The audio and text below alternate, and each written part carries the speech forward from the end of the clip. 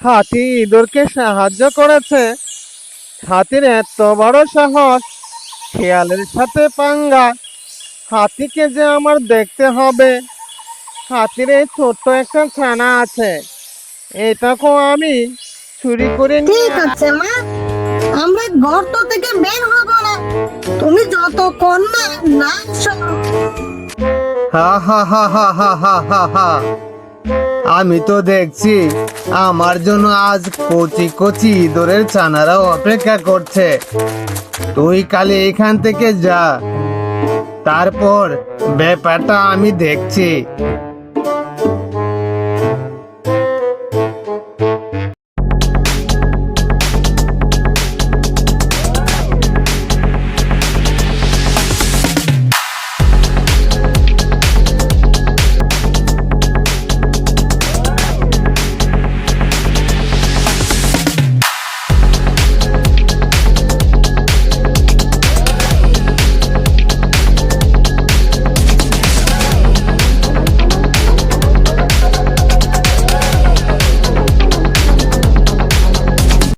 হায় হায় হায়, আমার এই কচি কচি ছানাদের খেয়ে ধরে নিয়ে গেল।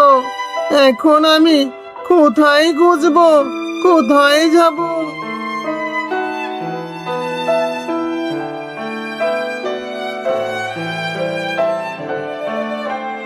কি ইঁদুর ভাই, তুমি এখানে দাঁড়িয়ে দাঁড়িয়ে কান্না কেন করছো? হাতি ভাই, কি বলবো দুঃখের কথা।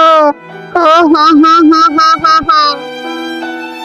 দূর দূর দূর, মেয়ে মানুষের এই একটাই প্রবলেম, কিছু বলার আগেই হাত পা ছড়িয়ে দিয়ে কান্না শুরু করে দেয়।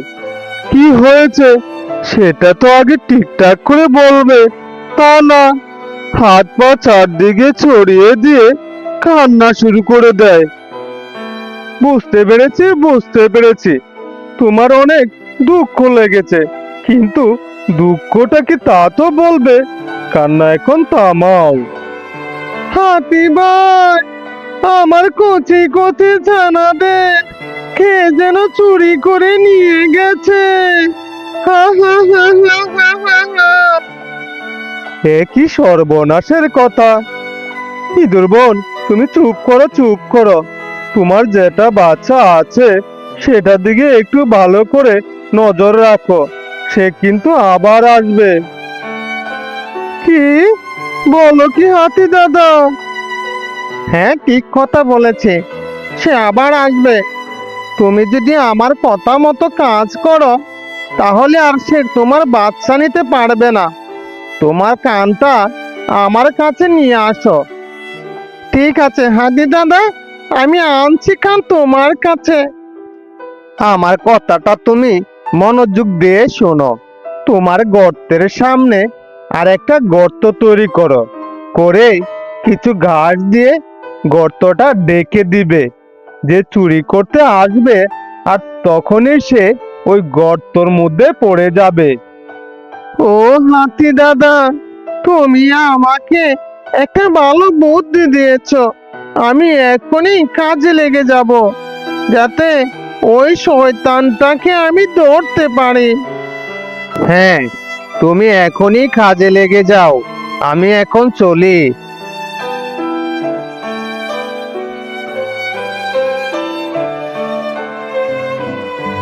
বাহ, সব কাজ হয়ে গেছে। এখন গিয়ে কোনো কিছুর আড়ালে লুকিয়ে অপেক্ষা করতে হবে, কে এসে আমার বাচ্চাদের নিয়ে যায়। হা হা হা হা হা হা হা হা। এত দেখছি ফাঁকা মাঠ, আশেপাশে কিছু দেখতে পাচ্ছি না। যাই, ইঁদুরের বাচ্চাটাকে ধরে নিয়ে আসি।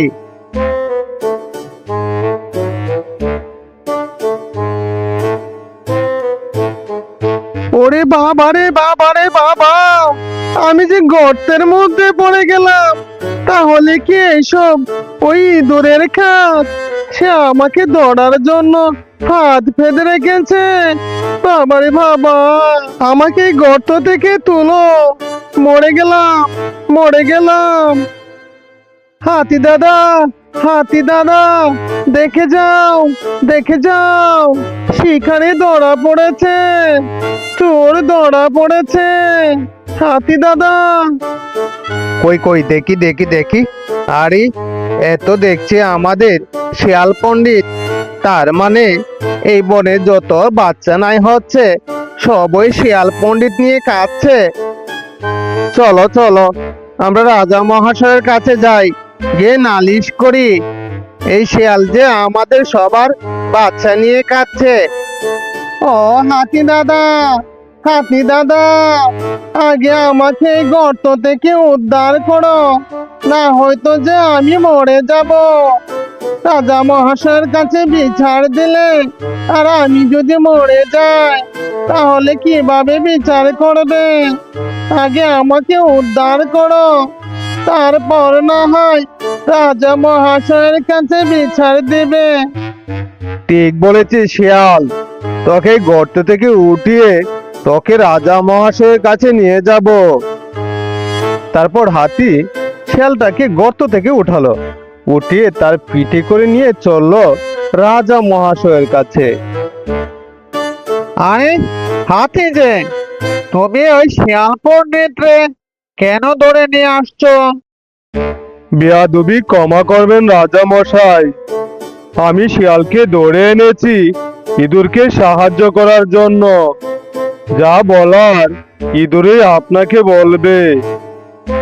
ইঁদুর, তুমি কোনো ভয় পাবে না, তোমার যা সত্যি কথা তুমি সব বলতে পারো নির্ভয়ে। মহারাজ, ওই শিয়াল আমার কচি কচি বাচ্চাগুলাকে চুরি করেছে। যখন সে আবার চুরি করতে আসে তখন আমি ফাঁদ পেতে ওই শিয়ালকে ধরে ফেলি। তাই নাকি ইঁদুর? তোমার বাচ্চা চুরি করেছে শিয়াল, এটা তো মহা অন্যায়। এটার বিচার যে খুব শক্ত করে করতে হবে। জীব হত্যা করেছে, এটার বিচার কঠিন থেকে কঠিনতর করতে হবে। যাহা আগে মহারাজ, আমার কিছু কথা ছিল, আপনি যদি বেয়াদবি না করেন তাহলে সেই কথাগুলো আমি বলতে পারি। হ্যাঁ শিয়াল, তোমার কি কথা আছে সেটাও তুমি নির্ভয়ে বলতে পারো। মহারাজ, বেয়াদবি মাফ করবেন, ইঁদুরের মুখের কথায় আমার বিচার করতে পারেন না। ইঁদুর, আপনাকে প্রমাণ দিতে হবে যে আমি তার বাচ্চা চুরি করেছি। হ্যাঁ। তাই তো, শিয়াল তো তুমি ঠিক কথাই বলেছো, এভাবে তো আমি চিন্তা করিনি। ইঁদুর, তোমার বাচ্চা যে শিয়াল চুরি করেছে সেটার প্রমাণ তো তোমাকে দিতে হবে। মুখের কথায় তো আমি বিচার করতে পারি না, যেহেতু আমি এই বনের রাজা, আমাকে সত্য মিথ্যা জেনেই বিচার করতে হবে। মহারাজ, আমার কাছে তো এখন তেমন কিছু প্রমাণ নেই যে আমি আপনাকে দেখাবো। ঠিক আছে, তোমার কাছে যেহেতু প্রমাণ নাই তাহলে আর বিচার করা যাবে না। যখন প্রমাণ হাতে আনতে পারবে তখনই না হয় শিয়ালের বিচার হবে। তারপর শিয়াল এখান থেকে হাসতে হাসতে চলে যায়। সে যেতে যেতে বলতে শুরু করলো, হাতি ইঁদুরকে সাহায্য করেছে, হাতির এত বড় সাহস, শিয়ালের সাথে পাঙ্গা। হাতিকে যে আমার দেখতে হবে। হাতির এই ছোট্ট একটা ছানা আছে, এটাকেও আমি চুরি করে নিয়ে আরাম করে খাবো, তারপর বুঝবে শিয়ালের সাথে লাগতে আসা কতটা ভয়ানক হয়।